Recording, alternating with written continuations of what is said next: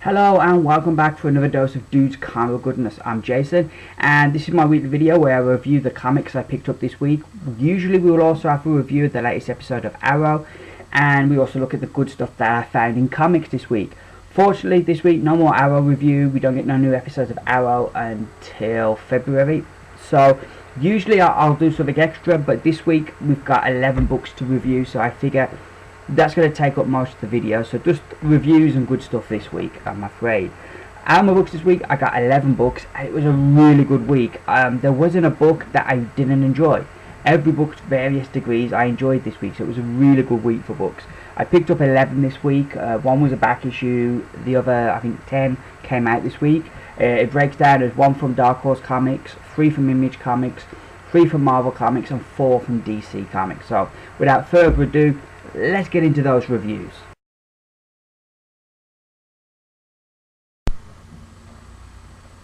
So first up this week we have Superman Wonder Woman issue number 3 from DC Comics.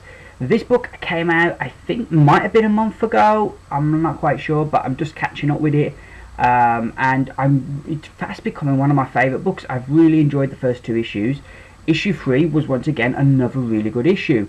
Of course, we've had the Zod kind of revived on Earth at the end of last issue, and we get that kind of story continues. And I really liked Zod's introduction, seeing him use his powers on Earth for the first time, and I really liked how that story developed. There's a really nice moment in here in the beginning between Batman and Superman, really showing their friendship, that I really liked.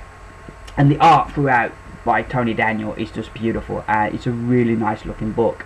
My only gripe was, like, you've got the main story, which is Superman and dealing with Zod, but like then there's also this like kind of like side story of like Wonder Woman trying to find what to buy Superman for Christmas, and it's kind of how the 2 stories didn't really mesh a bit well. There was a bit of a like kind of like it didn't work together, but that's only a nitpick. Otherwise, this was just another really good issue, gorgeous.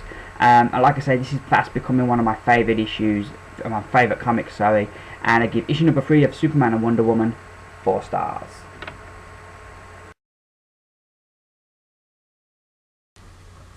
So next we jump onto the books that came out this week. First up is Wolverine issue number 13, which is the final issue of this run. It also is the conclusion of the storyline they've been running called Killer Book. Next month it's going to be relaunched from issue number 1. Same writer, new artist. Ryan Stegman's coming on the art. I don't understand why we need a number 1 when only the artist is changing. The rest of the story is going to kind of carry over, you'd imagine. So yeah, it doesn't. I don't get it. You know, I've heard some people say, oh, it's kind of like you gotta look at it like, you know, TV shows have seasons, and like that was last season, now this is a new season with new issues and that.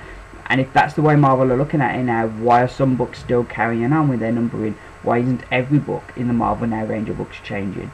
So yeah, I don't get how they decide which books are gonna start from a number 1 and what books are gonna stay with their numbering. I don't get how they decided. But anyway, enough of me waffling on about that. What was this like?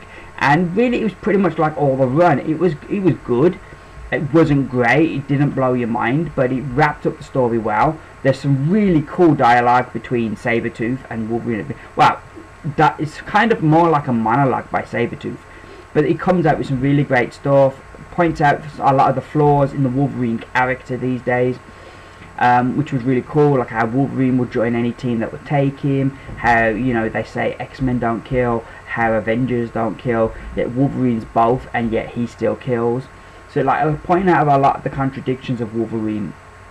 So that was really good. The story feels like it will have repercussions just because of the sheer mental trauma that Wolverine has gone through here. You've got to think there's got to be repercussions to this. Yes, the virus story is wrapped up a bit too easily. This character, the host, seemingly takes care of it. And it was a bit muddy at the end. Is Wolverine got his healing factor back, or is he still killable?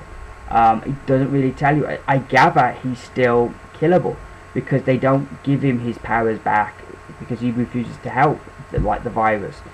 So I didn't really quite fully get the end, but like I said, there was that Sabretooth's monologue was brilliant, And it really, I think it just summed up the whole run of this book. It was good, but not great. And I give Wolverine issue number 13 4 stars.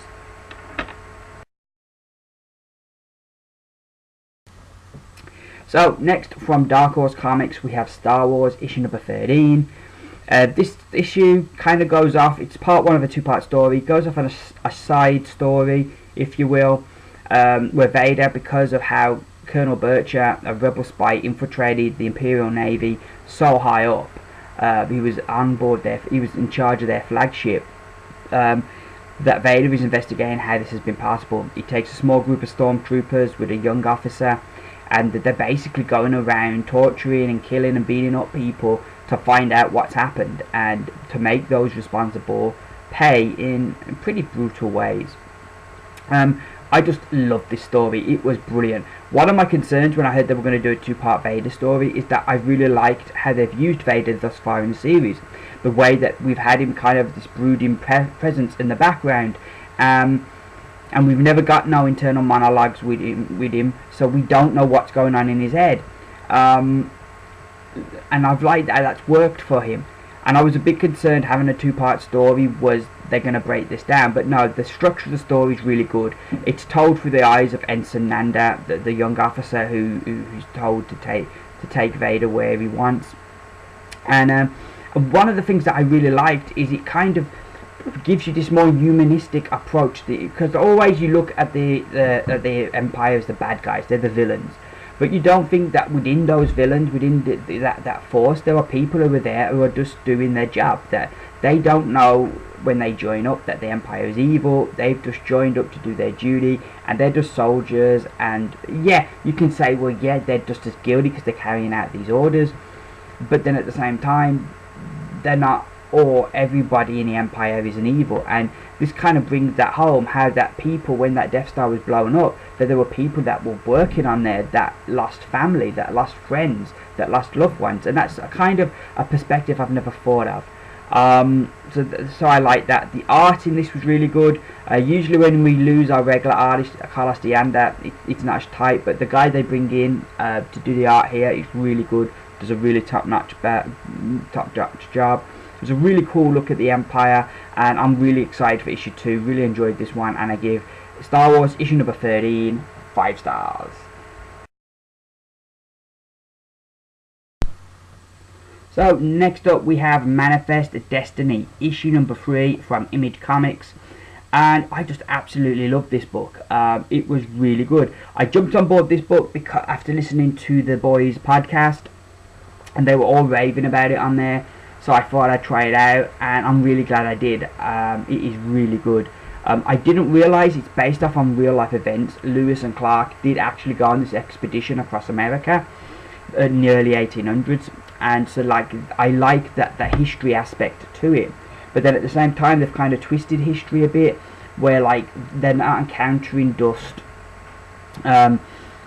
like, you know, people. There are also these mythical creatures, zombies, and all kinds of monsters as well along the way, which is really cool. The peril in this issue is just so high. 3 issues in, and you kind of like, you're thinking, well, how are our heroes going to get out of this? Like, they're in this fort with these like plant-like zombies, but then outside the fort, you've got these buffalo minotaur kind of things that want to kill them all. So, you know, they're really in a tight situation, and the peril is really high. Great imagination all through this. The art is just gorgeous and works really well. And like I say, I love their mix of history and fantasy. This is definitely going to be one of my favourite books if it keeps this up, and I give Manifest Destiny issue number 3 not only a high recommendation, but I also give it 5 stars. So next up we have 3, issue number 4 from Image Comics. Another book with kind of that historical kind of context, and another book I'm really loving. I was sad to hear that this book on the boys podcast, we were talking about it, that it's only going to run for 9 issues, but it does kind of make sense because it's only so long they can run from the Spartans before the Spartans start to look weak, or you know, if they capture them, then you know the Spartans ain't gonna like lock them up and stuff, they're gonna kill them brutally. So there's only so long I suppose the book can go and the story can go, but I'm just really loving this book at the moment. There's 2 shocking deaths in here, bit of a spoiler maybe, but you know, we've got to a stage where you feel all our main characters are pretty safe for now, but no, we get 2 deaths here that just come out of nowhere, and I'm like, oh my god, they just killed him, and I just, wow, I was shocked. Really like 3 main characters, the Helots. I really like them, and the book is just really good. A really fascinating look at the Spartans and how brutal they could be, and it does for me have kind of ties into Spartacus, because I remember when I watched the TV show Spartacus, how it showed how they had just a total lack of regard for the slaves, how they didn't view them as humans, and they would easily humiliate them, and they just looked at them as objects. And you get them same kind of attitudes here with the Spartans and how they treat the Helots. And like I say, I'm really enjoying the book. The art and the colours are just work brilliantly with it all as well. And I give issue number 4 of 3, 5 stars.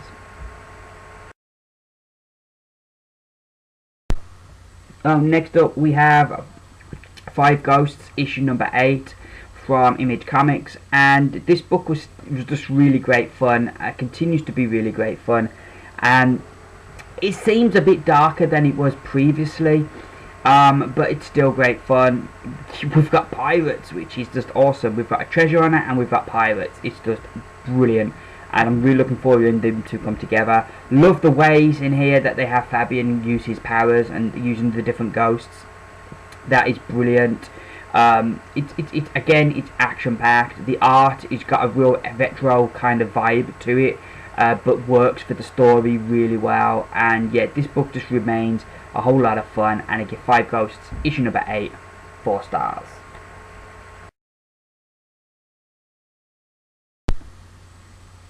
Next up we have Avengers World, issue number 1, which is part from Marvel Comics, part of their all new Marvel Now range. And this book was what I expected the main title to be when they launched it last year. When they said they were going to have 18 members on a team, I thought, God, yeah, this is going to be more like Justice League Unlimited, where they pick members for missions and we see them go off on different missions. And then maybe over time, different missions kind of get tied together to tell a bigger story. That's what I thought this was going to be like, and that's what we get here. Where Captain America, Bruce Banner and Maria Hill are at S.H.I.E.L.D. and they've got all these problems, and they're sending out different teams of Avengers to deal with these different problems. Like I say, it is what I thought we were going to get. I think we get about 4 different teams go off on missions, so they really fit cram a lot in, and maybe you could argue they cram too much in, but it did have the vibe that I thought we would get from the main Avengers book. The art in this book is gorgeous. It was a fantastic week for art, I think. A lot of the books, really top-notch art, and this was just another one of them that was just totally gorgeous. I would have liked to have seen some of the characters use their powers a bit more, and I don't know why Wolverine was in this book, because didn't they, over in last issue of Avengers, say that they weren't going to have Wolverine on the team anymore because he's spreading himself too thin? So why is he here? I don't get it. This come out after the other one, so I don't get that. But that's a nitpick. Overall, I really enjoyed this. Thought this was a really good start, and I'm definitely looking forward to more of it. And I give Avengers World issue number 1 4 stars.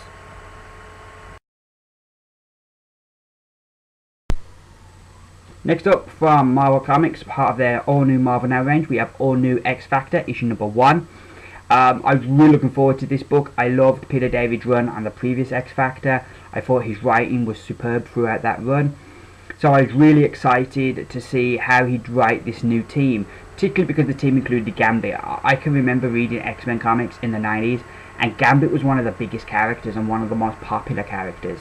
I remember him from the cartoon show, I remember him being in the comics, and he seemed to be a pretty big thing. And his love affair with Rogue, and that kind of thing where Gambit was this womanizer, yet the one woman he really liked he couldn't have, because if he touched her he'd end up in a coma. It was just a great story, and it was something that, you know, was a big part of the X-Men. When I came back to comics a couple of years ago, Gambit seemed to have disappeared. He wasn't that big of a character anymore. I don't really think he recovered after like the whole thing come out, what happened, what he did during the fall of the mutants. And it was sad to see a character that had been so big not get the same kind of use. And a lot of it came down to just writers didn't use him in the right way or characterize him correctly. So I was really looking forward to seeing how Peter David would write, because Peter David's a top-notch writer, and he delivers. He does a fantastic job with the Gambit character. Gambit just seems back to full strength in here. There's a really good bit at the beginning where Wolverine's kind of been a bit of a dick, if I'm honest. I like Wolverine, but he's going on at Gambit about, oh, you can't be part of the Thieves Guild, you can't go around thieving if you're an X-Man. And I'm thinking, wait a minute, didn't you have X-Force while you're headmaster of the X-Men? And of like the Xavier Institute, Jean Grey Institute, sorry. Didn't you still go out with X-Force killing people? Isn't that a bit hypocritical? If anybody should really understand Gambit, it should be you. Yet you're acting like a total dick about it. So yeah, that was a bit strange at the beginning. But it really sets up the story where Gambit is kind of open to maybe not being an X-Man anymore and being on a different team. I like the dialogue throughout this issue between all the characters. It's just really strong. The one thing I think let this book down was the art. I felt was, out of all the books I read this week, which was a top-notch book week for artwork, I felt this was definitely the weakest art on all the books, and I felt let the book down. But I felt this was a really good start, and I'm looking forward to seeing what we're going to do with this run. And I give All New X Factor issue number 1 4 stars.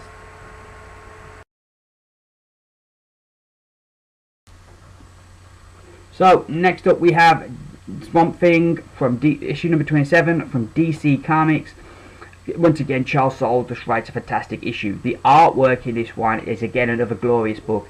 Jesus Sayers, who I've not heard of him, but he's not an artist I really know a lot of, but he does a great job with the art in this book. The story is really cool. There's some really nice twistings of the events. This issue, where last issue was kind of told from the Cedars perspective, this issue we get it totally from Halleck Holland's perspective, and how he's trying to undo what the Cedars done, how he's trying to get back to the world. And I really liked the issue. There was some really cool stuff in here and some great ideas. The end, I personally would have liked if they'd have waited till next issue to have the showdown with the Cedar, because I felt at the end of there was a lot that happened in the last few pages, and fairly big things happen involving the Green happen in the last few pages. And while yeah, I'm sure we'll see that come about, what happens after that, there's some, there's going to be some major repercussions to this. But personally, yeah, I would have it just felt like so much happened in the last few pages. I maybe would have liked them to hold off a bit on some of it. But I can't really knock the book. That's just like a nitpick. I can't knock the book. This was just another fantastic issue. Really loving this book, and I give Swamp Thing issue number 27 5 stars.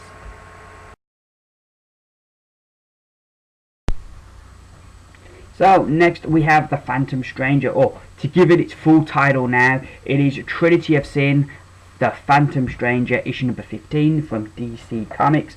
This is part of the Forever Evil Blight storyline. I think this is part 8, though I could be wrong.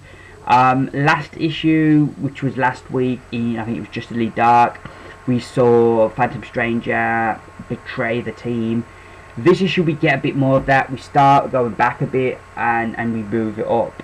What I love, what the writer does here, is how he structures the book so that not only does it further the story we've been following with Phantom Stranger, and there's a lot of things in here that you kind of push what's been happening forward, but also it moves the whole Blight storyline forward as well, and he does a great job of combining the two. So often when you find a crossover book, you lose that regular story that you're following, or to further the crossover. But this issue, it does a great thing of harmonizing both, and it's a great piece of writing by J.M. DeMatteis, who I'm really loving. I love how he writes Phantom Stranger, and I'm also loving how he writes John Constantine as well. Yeah, and the art in here is really good as well. It's not your usual kind of art you would expect. I think it was Sleepy Reader who said it kind of had a 70s kind of vibe, and it does have that kind of retro-y kind of feel. but it works really well for the book, and yeah, and it's great. There's a fantastic twist in the story here, which I really liked. We get to see a bit of a weakness for Blight that I think they might come back to later on. But yeah, I'm just really loving this book. Probably one of, this is one of those books that I'm loving, but it's not a book that gets talked out a lot. But yeah, the people that I buy it, I think, will enjoy it, and this is really good. And if you're enjoying the Blight storyline, this is another good part of that story. And I give Trinity of Sin, The Phantom Stranger, issue number 15, 5 stars.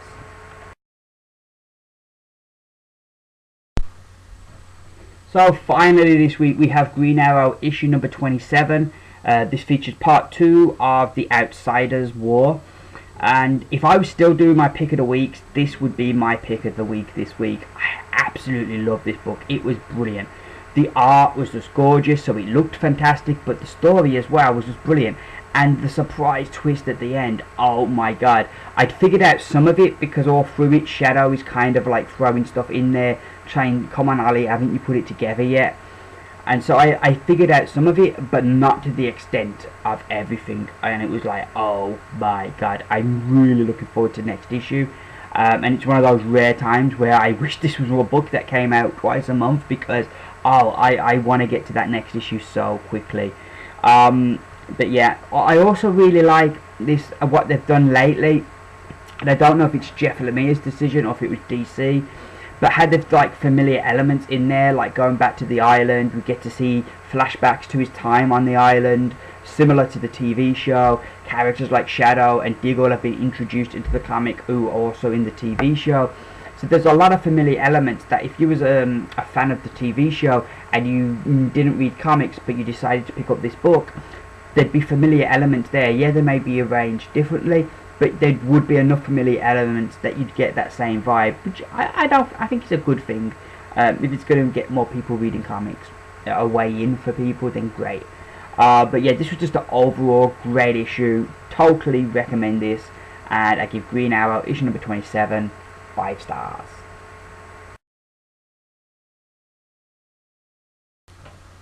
Well, hello, you have survived the reviews and you're now reached the good stuff. This week I'll be as quick as I can because I know this video with the reviews is running a bit long. I've got a bit of a haul to share with you, then we'll look at some of the books that are coming out with the Marvel Now range of books, look at which ones I'm going to pick up and which ones I'm not. So first up we have X-Men issue number 7 and X-Men issue number 8 that I picked up. Really like this character on the cover, Monet. I think her name is Monet.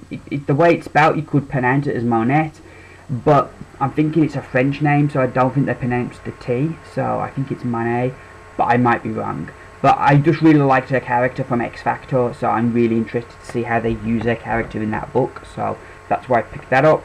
I also picked up a Batman and Two-Face issue number 25, and Batman and Two-Face issue number 26. I dropped this book, but when I was cutting, but it's one of those books that I've missed and want to go back to, so I have. The next couple of books are books I've picked up off eBay, so I've got Manifest Destiny issue number 1, and I've also got issue number 2, and then also we have issue number 2 of Superman Wonder Woman. So yeah, that's my haul. Now quickly we're going to go through this book. First, it's all for the all new Marvel Now, coming out in February from Marvel, obviously. On the cover we've got Fantastic Four, which I'm really interested in getting. James Robinson, the writer, I really like, and I also really like the Fantastic Four. They've increased it though, it's no longer a $2.99 book, it's going to be a $3.99 book. Same as X Factor, that's now a $3.99 book where previously it was a $2.99 book. So that's my only kind of gripe, and I am kind of umming and ahhing because I don't want to pick up too many $3.99 books. Then you have Loki, Agent of Asgard, which is a $2.99 book. I won't be getting that one. Yeah, I like Loki in the films, but I'm not a big Loki fan. Then we got Winter Soldier miniseries, The Bitter March, by Rick Remender. I'm tempted to pick it up because it's Rick Remender, but I think I may wait to get that in trade. We then have She-Hulk, which is going to be written by Charles Soule, with art by Javier Pulido, I really like Pulido's artwork, and I like Soul's writing, and this is a $2.99 book, but I don't think I'm going to be picking that one up. A thing I should point out is throughout the book we've got no speech, no dialogue, so I think it's all kind of, they haven't put that in yet. We then have Wolverine issue number 1. Paul Cornell's still writing, but we've got Ryan Stegman and art. Really love that Wolverine picture. If that is an example of what Ryan Stegman's going to be doing, whoa, it's going to be badass. So yeah, definitely getting that one. We then have New Warriors issue number 1, which is going to be for a $3.99 book, and I don't understand.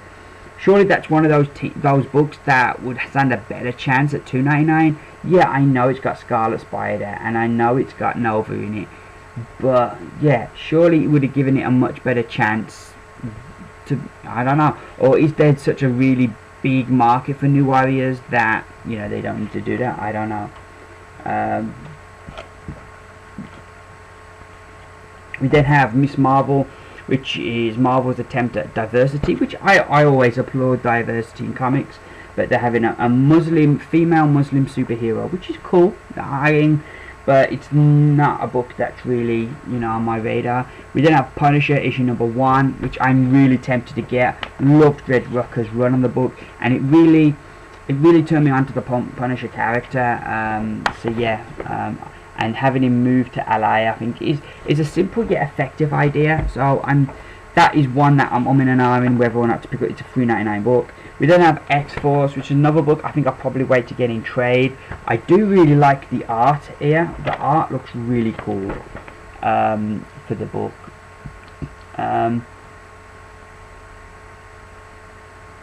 But yeah, I think that's probably going to be one I'll wait to get in trade, because it's another $3.99 book. So yeah. We then have Superior Spider-Man, which looks really cool. This is all like setting up the Goblin Nation storyline, which looks really cool. I'm really looking forward to that. And then at the back, we've got Captain America, which I'm going to keep getting. And then we have 4 right on back with the return of Esad Ribic to it. So all in all, yeah, it looks like there's some good books coming out there. Some that I'm still not decided. Fantastic Four, Punisher, I'm not decided yet whether I'm getting them. But I'm definitely, and you know, definitely going to be getting Wolverine. That looks really cool. And then there's some books like Winter Soldier and X-Force that I'm going to wait for to get in trade. But yeah, so that's been me for this week. That's me done. Sorry about the length of this one. This was a bit long this week. Next week, hopefully, it'll be a much shorter video. I say that every week, but we don't always seem to achieve it, do we? Thank you as always for watching. Really appreciate everybody watching the video. Leaves me to say, I've been Jason. This has been Dude's Comic Book Goodness. Bye for now.